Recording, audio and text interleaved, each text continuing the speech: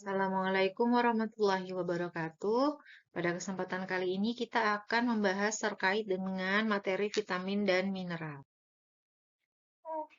Jadi, tujuan belajar dari materi ini yaitu kita memahami terkait dengan definisi vitamin dan mineral. Macam-macam vitamin dan mineral, fungsi dan peran vitamin dan mineral, serta kelainan akibat kekurangan ataupun kelebihan vitamin dan mineral. Yang pertama akan kita bahas yaitu terkait vitamin. Vitamin ini merupakan molekul organik dan merupakan suatu kofaktor, merupakan suatu mikronutrien, serta umumnya tidak disintesis dalam tubuh. Kelarutannya dia bisa larut dalam lemak dan larut dalam air. Vitamin ini bisa digunakan untuk pengobatan atau untuk suplemen atau profilaksis. Untuk pengobatan, diberikan apabila kita terjadi defisiensi dan suportif pada keadaan patologi. Kemudian, sebagai suplemen atau profilaksis, kita gunakan untuk meningkatkan kebutuhan dari vitamin tersebut. Misalnya pada kondisi hamil, pada kondisi sedang menyusui, pada fase pertumbuhan, atau pada saat kita melakukan kerja fisik yang sangat berat, atau juga pada wanita pada saat kita mengalami menstruasi atau haid. Berikut adalah beberapa vitamin. Ada vitamin A, ada vitamin D, E, K, vitamin B1, B2, B5, B6, B12, serta ada vitamin H dan vitamin C. Yang pertama akan kita bahas yaitu vitamin yang larut di dalam lipid atau larut dalam lemak. Dia bentuknya merupakan bentuk apolar hidrofobik sehingga dia akan diabsorpsi apabila ada lipid. Contoh vitaminnya yaitu vitamin A, vitamin D, vitamin E, dan vitamin K. Vitamin yang larut dalam lipid ini juga sangat tergantung dari pencernaan dan absorpsi lipid. Kemudian, beberapa gangguan sistem empedu akan menyebabkan defisiensi pada vitamin yang larut lipid. Misalnya, apabila kita mengalami defisiensi vitamin A, maka kita bisa mengalami buta senja atau seroptalmia. Kemudian apabila kita ada defisiensi vitamin D, maka kita bisa mengalami rickets pada anak dan osteomalacia pada dewasa. Serta apabila kita mengalami kekurangan vitamin E, akan mengalami gangguan neurologis dan anemia pada neonatus. Kalau kita kekurangan vitamin K, kita bisa mengalami perdarahan neonatus. Untuk vitamin A dan D,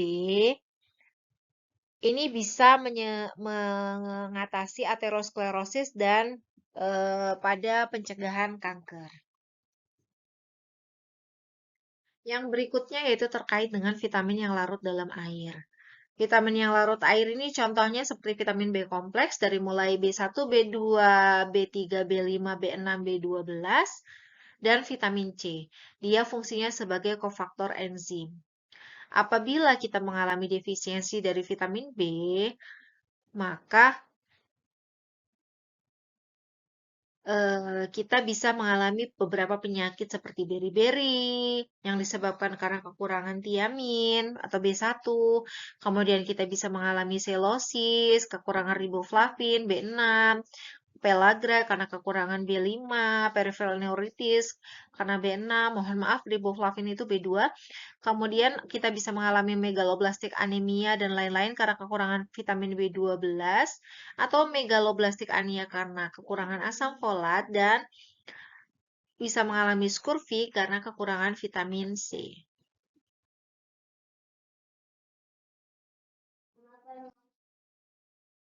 Yang pertama kita bahas yaitu terkait vitamin A. Vitamin A ini dikenal sebagai nama retinol. Bisa retinal, bisa asam retinoat. Dia sangat stabil di temperatur agak tinggi. Vitamin A tersedia dalam bentuk vitamin A sendiri atau provitamin A. Vitamin A sendiri misalnya retinol.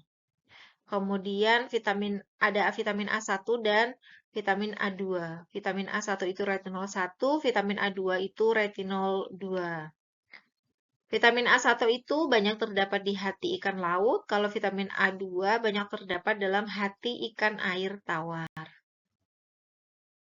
Untuk provitamin A, dia merupakan suatu pigmen karotenoid yang disebut karoten. Jadi di dalam tubuh kita, setelah kita mengkonsumsi karoten, maka dia akan diubah menjadi vitamin A. Karotenoid ini tidak mempunyai aktivitas sebagai vitamin A, tetapi dia harus di metabolisme dulu.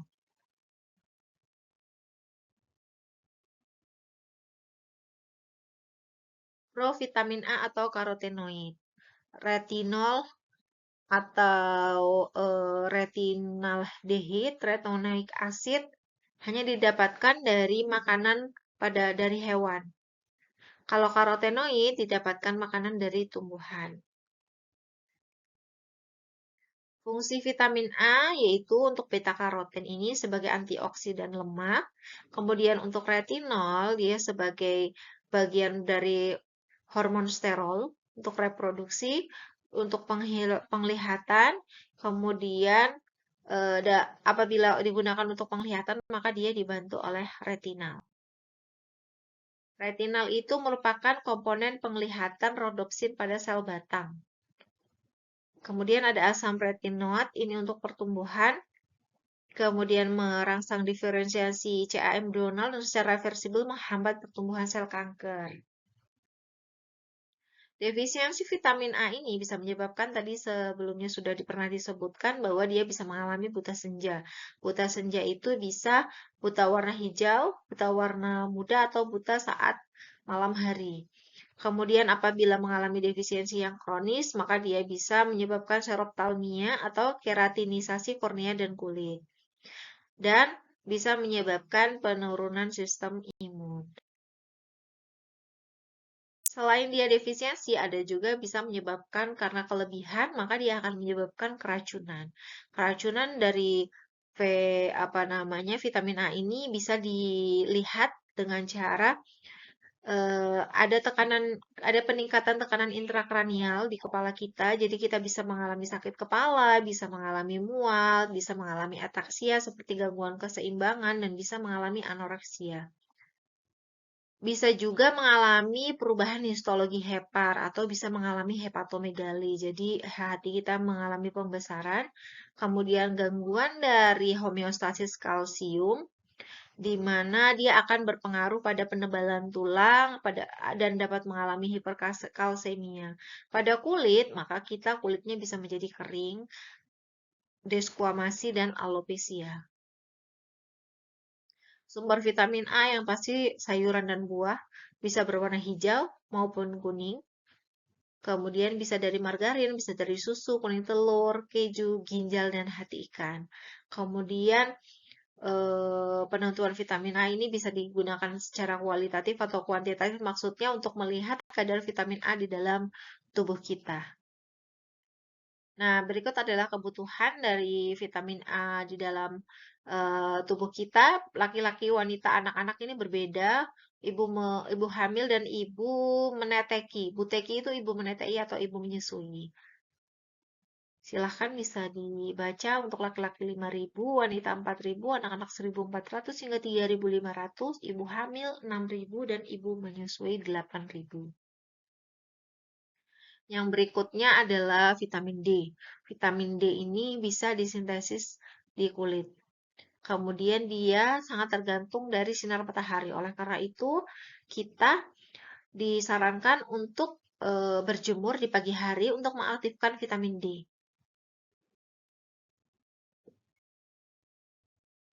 Apabila kondisi suhunya itu panas, maka konsentrasi vitamin D di dalam plasma menjadi meningkat. Vitamin D ini ada bentuk provitamin D, contohnya adalah ergosterol dari tumbuh-tumbuhan seperti ergot dan ragi. Ada 7-dehidrokolesterol, ini berasal dari hewan yang terdapat pada kulit hewan. Kemudian kita bisa penyinaran langsung oleh sinar UV Apabila ergosterol mengalami penyinaran, maka dia akan menghasilkan ergokalsiferol yang kemudian menjadi vitamin D2. Yang 7-dehidrokolesterol ini dengan adanya penyinaran maka akan menghasilkan kolekokalsiferol yang kemudian menjadi vitamin D3. Ergokalsiferol dan kolekalsiferol ini bisa mempunyai potensi menjadi vitamin D di dalam tubuh kita.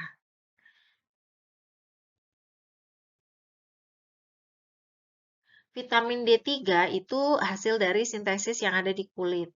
Kemudian menuju hepar atau hati akan menjadi hidroksilasi 25-hidroksikolekalsiferol dan menuju ke aliran darah, dia akan terikat pada vitamin D binding globulin, kemudian akan mengalami hidroksilasi lagi menjadi aktif metabolit atau inaktif metabolit. Sedangkan ergokalsiferol ini diperoleh dari tanaman. Dia akan mengalami hidroksilasi menjadi R-kalsitriol.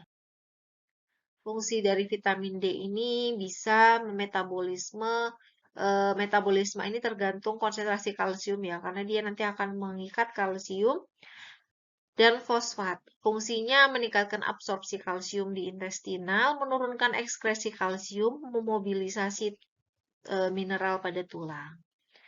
Selain itu, vitamin D juga terlibat dalam kegiatan sekresi insulin, dalam kegiatan sintesis dan sekresi paratiroid dan tiroid hormon. Bisa juga menghambat produksi interleukin yang diaktifasi oleh sel T dan sel B. Diferensiasi monosit prekursor sel ini akan bisa mengalami proliferasi. Apabila kita mengalami defisiensi vitamin D, maka bisa mengalami riketsia. Ini biasanya pada anak-anak ya.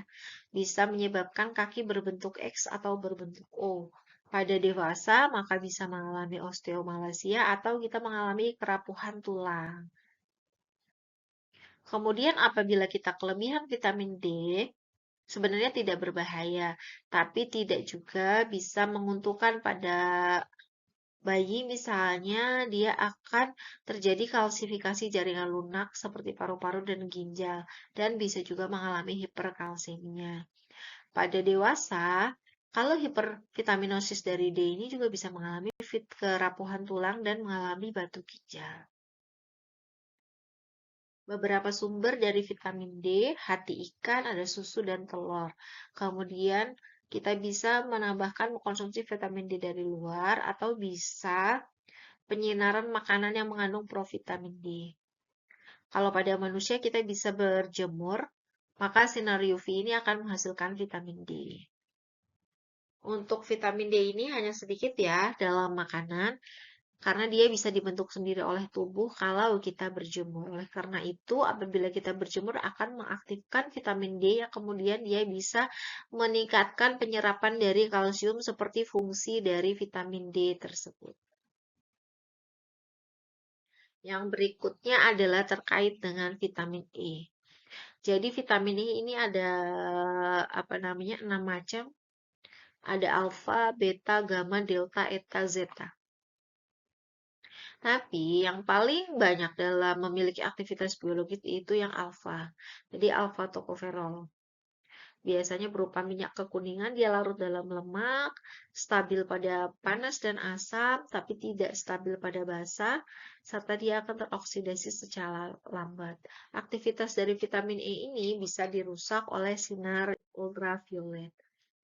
Fungsi dari vitamin E yang pertama untuk kesuburan ya. Jadi banyak wanita-wanita yang sudah menikah dan dia tidak kunjung hamil biasanya diberikan vitamin E untuk meningkatkan kesuburannya. Kemudian bisa juga sebagai antioksidan, bisa juga sebagai kofaktor dan transfer elektron serta bisa meningkatkan integritas otot-otot. Beberapa masalah terkait dengan vitamin E ini apabila terjadi defisiensi maka bisa mengalami gangguan reproduksi, bisa mengalami distrofi otot maupun gangguan eritrosit. Apabila kelebihan, sebenarnya dia relatif tidak toksik, tetapi bisa menyebabkan mata kabur dan pusing. Sumber dari vitamin E ini yang pasti adalah tumbuh-tumbuhan. Ada gandum, padi, kacang-kacangan, jagung, biji kapas, kecambah. Pada hewan ada daging, mentega maupun susu. Untuk kebutuhan dewasa itu 15 IU, kalau wanita 12, untuk ibu hamil dan menyusui ini lebih banyak. Untuk anak-anak 4-15 IU. Yang berikutnya yaitu vitamin K. Vitamin K ini merupakan vitamin sebagai vitamin koagulasi. Dia masih sama ya, vitamin yang larut dalam lemak. Dia stabil terhadap panas dan peka terhadap sinar matahari. Oleh karena itu, dia harus disimpan di dalam botol yang berwarna gelap. Vitamin K ini ada 3. Yang pertama adalah vitamin K1, vitamin K2, dan vitamin K3. Kalau vitamin K1 itu dia biasanya pada minyak tumbuhan dan daun-daun yang berwarna hijau. Tapi kalau vitamin K2 ini pada jaringan hewan dan bisa juga disintesis pada bakteri yang ada di usus. Kemudian untuk vitamin K3, dia biasanya disintesis dan larut dalam air. Fungsi dari vitamin K itu untuk memelihara pembekuan darah kita. Yaitu dia bisa mempengaruhi faktor pembekuan darah, yaitu pada faktor 2, 7, 9, 10 yang disintesis di hati. Kemudian selain itu juga sebagai komponen koenzim dalam proses fosforilasi oksidasi. Defisiensi vitamin K ini hampir tidak ada ya. Kalau apabila mengalami hipervitamin K, maka dia akan terjadi pemecahan eritrosit berlebihan. Tapi dia tidak akan terjadi pada vitamin K1, hanya terjadi pada vitamin K2 dan K3. Sumber vitamin K tadi sudah disebutkan, ada tumbuh-tumbuhan, ada hati, kuning terul, ada bakteri dari usus. Yang berikutnya yaitu terkait dengan vitamin yang larut dalam air. Vitamin yang larut dalam air ini selain vitamin A, D, E, dan K, yaitu vitamin B kompleks dan vitamin C. Vitamin yang larut air ini maka dia bisa diekskresikan melalui urin sehingga tidak menyebabkan keracunan. Yang pertama kita bahas yaitu terkait dengan vitamin B. Yang pertama ada B1 itu tiamin, B2 riboflavin, B3 asam patotenat, B5 niasin, B6 piridoksin, B7 biotin, B9 asam folat, B12 cyanokobalamin. Vitamin B1. Vitamin B1 ini merupakan kristal putih secara ininya dia sedikit larut dalam alkohol, bau dan rasanya seperti ragi. Dia akan inaktif apabila direduksi atau terkena sinar UV. Defisiensi vitamin B1 bisa mengalami gangguan pertumbuhan pada hewan, polineuritis, kemudian beberapa gejala bisa mengalami beri-beri, kemudian ada ada 3 ya. Jadi kalau dia gejalanya pada susunan saraf, dia dry beri-beri, tapi gejalanya edema maka dia wet beri-beri, dan gejalanya pada jantung dia akan mengalami akut pernicious beri-beri. Bisa juga mengalami gangguan saluran cerna, kemudian menyebabkan turunnya nafsu makan, gangguan pencernaan, serta obstipasi. Sumber vitamin B1 ini pada hampir semua tumbuhan dan jaringan hewan. Biasanya paling banyak itu pada padi-padian ya, tapi yang tidak dibersihkan kulit arinya. Kebutuhan vitamin D ini tergantung dari usia ya, dewasa, anak-anak, dan sebagainya. Maka semakin besar tubuh kita, maka kebutuhan vitamin B1 ini akan lebih besar. Begitu juga pada saat hamil dan menyusui. Vitamin B2 ini merupakan kristal berwarna kuning larut dalam air. Dia akan mengalami fluoresensi, jadi kayak ada perpendaran, menyala, kuning kehijauan. Defisiensi ini bisa mengalami fisura pada surut mulut, bisa mengalami pada juga lipatan telinga atau lidah bengkak dan merah. Atau bisa terjadi perlukaan kulit, vaskularisasi kornea, fotofobia, mata kering, dan merah. Sumbernya ada susu, daging, hati, ginjal, jantung, ikan, telur, buah-buahan. Vitamin B2 ini dapat disintesis pada semua tumbuhan dan banyak pada mikroorganisme, tapi dia tidak bisa disintesis pada hewan yang tingkatnya tinggi. Kebutuhannya 0,4 sampai 1,8 mg ini pada anak-anak dan dewasa sama saja. Vitamin B5. B5 ini akan diabsorpsi di usus halus sebagai nikotinat. Niacin ini juga diekskresikan melalui urin karena dia larut lemak. Fungsinya untuk NAD, N-asetil, NAD+ dan NADP+, sehingga dia berperan sebagai koenzim, jadi dia mengikat enzim pada reaksi transfer elektron. Defisiensi vitamin B5 ini bisa menyebabkan pellagra atau dermatitis, gangguan saraf, lidah kemerahan, diare, serta bisa mengalami kemunduran mental. Apabila kita berlebihan, maka bisa menyebabkan kulit kemerahan dan gatal. Sumbernya ada daging, hati, ikan, telur, tumbuh-tumbuhan, buah, sayuran. Kebutuhannya untuk anak-anak 5-16, dewasa 12-20, ibu hamil dan menyusui ini lebih besar dari dosis dewasa, kemudian dipengaruhi oleh jumlah protein juga, yaitu asam amino triptofan di dalam diet atau di dalam makanan yang kita konsumsi. Vitamin B6. Vitamin B6 ini ada 3 bentuk, yaitu ada piridoksin, ada piridoksal, dan ada piridoksamin. Semua bentuk ini aktifnya sama ya, dia sebagai perazat piridoksal fosfat. Fungsinya untuk sintesis niacin dan dari asam amino triptofan, kemudian untuk transport aktif dalam absorpsi asam amino masuk ke dalam sel, jadi dia membantu asam amino masuk ke dalam sel, kemudian karena dia sebagai transport aktif atau pembawa atau carrier-nya, kemudian bisa untuk sintesis hemoglobin, yaitu penggabungan asam amino ke hem. Selain itu juga bisa berpengaruh pada reaksi transsulfurasi, yaitu ada transfer sulfur dari metionin ke asam aminoserin, sehingga akan membentuk asam amino baru berupa sistein.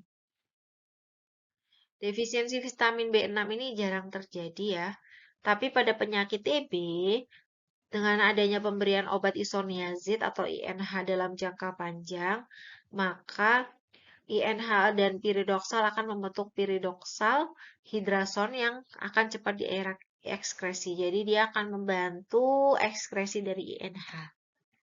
Kemudian bisa mengalami pellagra. Pada bayi, jika terjadi pemanasan susu, maka akan mengalami kerusakan piridoksal dan piridoksamin. Sehingga akan mengalami muntah, diare, pembesaran perut, dan kejang. Kalau kita mengalami hipervitaminosis dari B6, dapat meracuni saraf kita. Sumbernya ada kuning telur, daging, ikan, susu, kacang-kacangan, bakteri usus. Yang berikutnya adalah asam folat.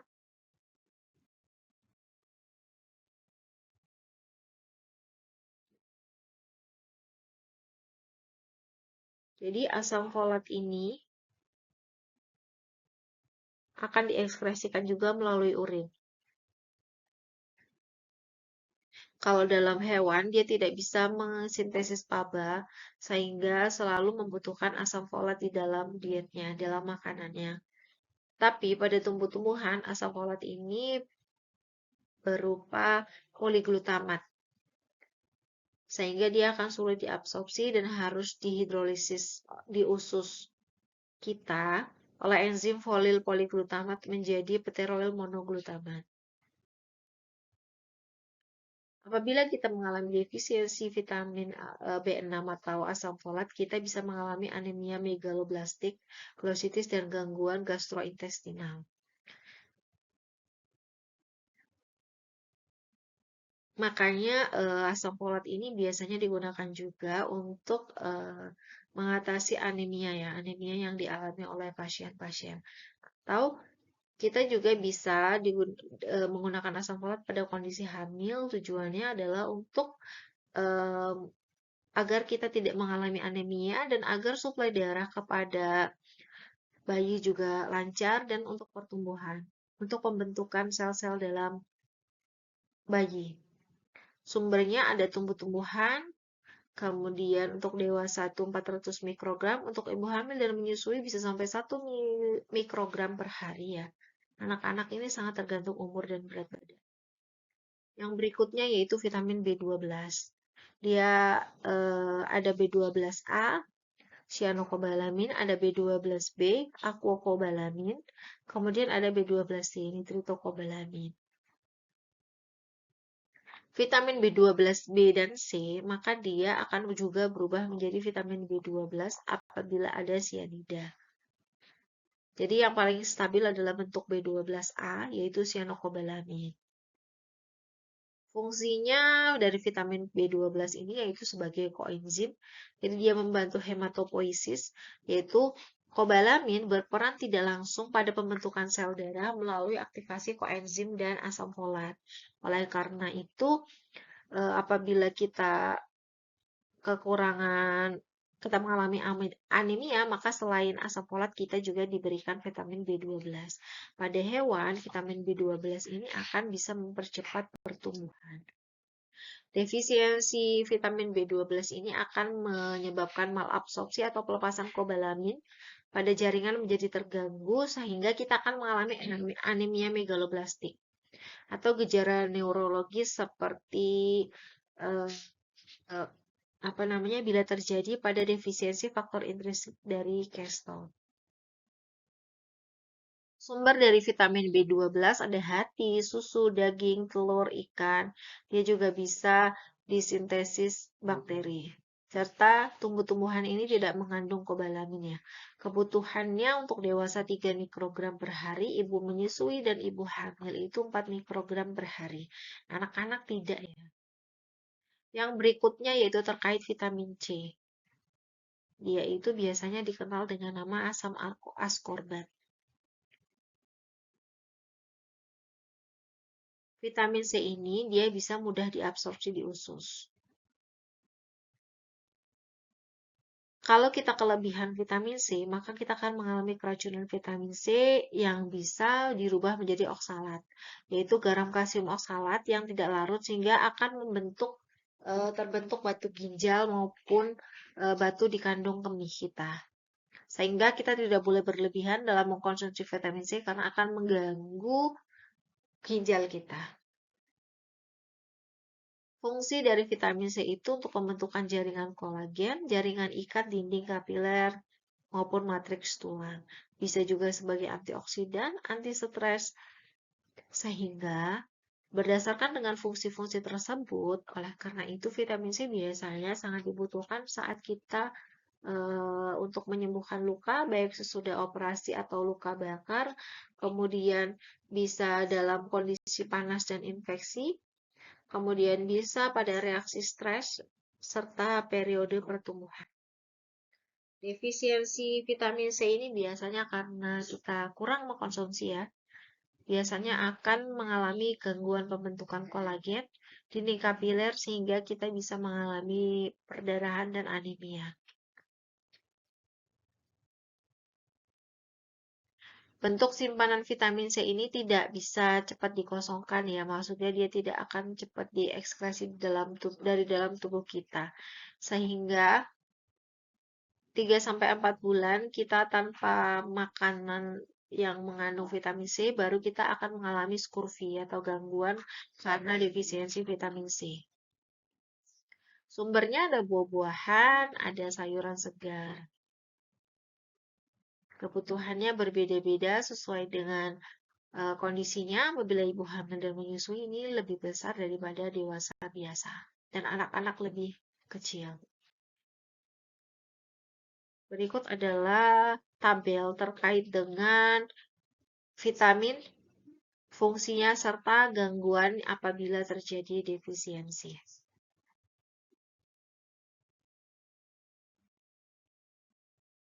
Ada dari mulai vitamin A, vitamin D, vitamin E, vitamin K, B1, B2, B5, B6, B12,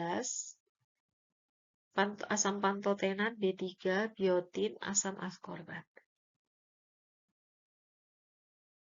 Beberapa defisiensi vitamin terjadi secara primer, biasanya karena kita kurang input, kita kurang masukan, kita jarang mengkonsumsi makanan yang mengandung vitamin. Atau pada orang-orang yang dia terlalu suka mengkonsumsi alkohol. Kalau sekunder dia biasanya karena ada gangguan di dalam tubuh kita. Misalnya, kita mengalami gangguan saluran pencernaan, mengalami gangguan pada gigi, karena kita mengalami ekskresi yang berlebihan, karena ada malabsorpsi, karena ada alergi. Sebenarnya fungsi selengkapnya dari vitamin ini masih belum seluruhnya diketahui, tapi ya tadi kita bisa lihat dari yang sudah saya jelaskan sebelumnya. Kemudian untuk vitamin yang tadi saya sebutkan adalah penggolongan vitamin berdasarkan kelarutannya. Jadi ada yang larut lemak dan ada yang larut di dalam air. Bahasan yang berikutnya yaitu terkait dengan mineral. Jadi, selain kita membutuhkan vitamin, kita juga membutuhkan mineral untuk tubuh kita.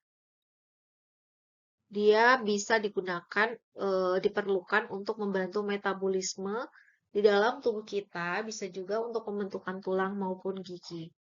Mineral ini dibagi menjadi dua, yaitu makromineral dan mikromineral.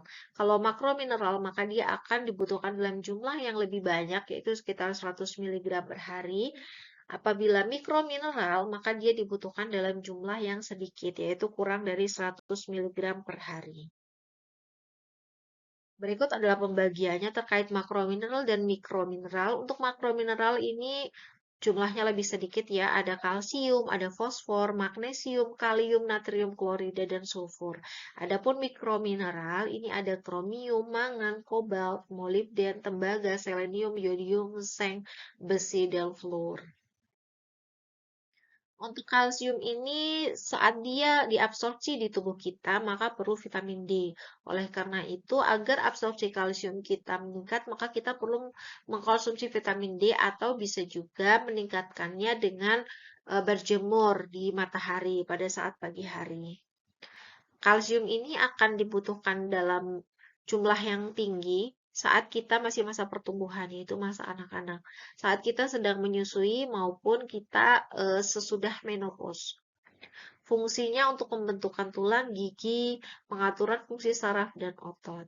Apabila kita mengalami hipokalsemia, kekurangan kalsium, maka kita akan mengalami rasa cemas, kemudian ada iritabilitas, tetani, kejang otot, kita sangat mudah perdarahan, kontraksi jantung kita menjadi menurun. Kemudian apabila kita mengalami hiperkalsemia, maka bisa menyebabkan otot kendor, nyeri di sekitar daerah tulang, batu ginjal. Untuk dewasa dia membutuhkan 0,5 sampai 1 mg kalsium per hari. Yang berikutnya yaitu kalium. Kalium ini sumbernya dari buah-buah dan sayuran.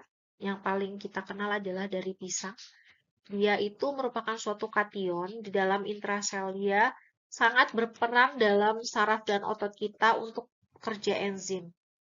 Jadi kalau kita mengalami hipokalemia, maka kita bisa mengalami kerusakan sel, bisa mengalami muntah diare. Biasanya hipokalemia ini terjadi karena adanya penggunaan diuretik, tapi bukan diuretik yang hemat kalium, seperti loop diuretik ataupun thiazid.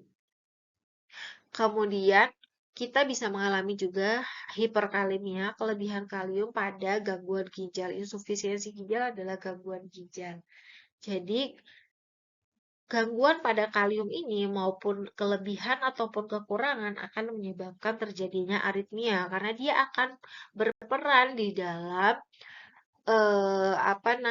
kanal-kanal yang ada di dalam sel saraf kita untuk berkontraksi dan untuk relaksasi. Yang berikutnya adalah natrium. Natrium ini banyak terdapat dalam garam. Jadi dia akan merupakan kation utama dari ekstrasel. Jadi dia ada di luar sel. Kemudian dia mengatur volume plasma dan fungsi saraf dan otot. Kalau kita kekurangan natrium, maka kita bisa mengalami muntah diare. Kemudian kalau kita mengalami hipernatremia atau kelebihan kalium, maka kita bisa menyebabkan kulit kita terasa panas, suhu tubuh kita menjadi meningkat, tekanan darah kita menjadi meningkat, kemudian lidah kering dan kasar. Kenapa tekanan darah kita bisa meningkat? Karena natrium itu pasti akan selalu bergandengan dengan air, sehingga menyebabkan volume darah di dalam tubuh kita menjadi lebih banyak. Berikut adalah terkait dengan magnesium. Jadi fungsi dari magnesium adalah sebagai unsur pembentuk tulang dan kofaktor enzim. Obat-obat yang mengandung magnesium ini bisa digunakan sebagai laktatif, yaitu untuk laksatif untuk mengatasi konstipasi ataupun bisa ditambahkan pada antasida. Kemudian defisiensi ini bisa menyebabkan malabsorpsi dan diare. Pada kondisi hipomagnesemia yang berat, maka akan menyebabkan tetani dan konvulsi atau kejang. Pada kondisi hipermagnesemia, maka bisa menyebabkan vasodilatasi dan hilangnya refleks tendon. Yang berikutnya yaitu terkait dengan fosfor. Fosfor ini merupakan unsur dari pembentuk tulang, gigi, ATP, pengantara metabolik, serta buffer cairan tubuh dan asam nukleat. Defisiensi pada orang-orang yang mengalami alkoholisme atau suka menggunakan alkohol, maka akan menyebabkan muntah yang berkepanjangan, penyakit hati, serta hiperparatiroidisme. Yang berikutnya yaitu klorida. Jadi klorida ini juga ada di dalam garam nija ya. Jadi garam itu kan NaCl ya. Dia untuk keseimbangan elektrolit dan getah lambung. Kemudian dia apabila kita mengalami defisiensi akan menyebabkan muntah dan diuretik atau sering berkencing. Untuk sulfur, dia merupakan komponen beberapa asam amino maupun tiamin dan biotin. Yang berikutnya itu besi. Dia sumber daging merah hati, fungsinya untuk produksi hemoglobin. Biasanya sih kalau besi ini kita tahu bahwa dia akan digunakan untuk mengatasi anemia atau bisa digunakan untuk suplemen pada ibu hamil. Yang berikutnya ada zinc, dia untuk kofaktor enzim untuk pertumbuhan, fungsi maturasi alat kelamin, nafsu makan, serta penyembuhan luka. Penyembuhan luka ini bisa pada pasien yang diare ya. Jadi diare itu biasanya ada mengalami luka di dalam ususnya.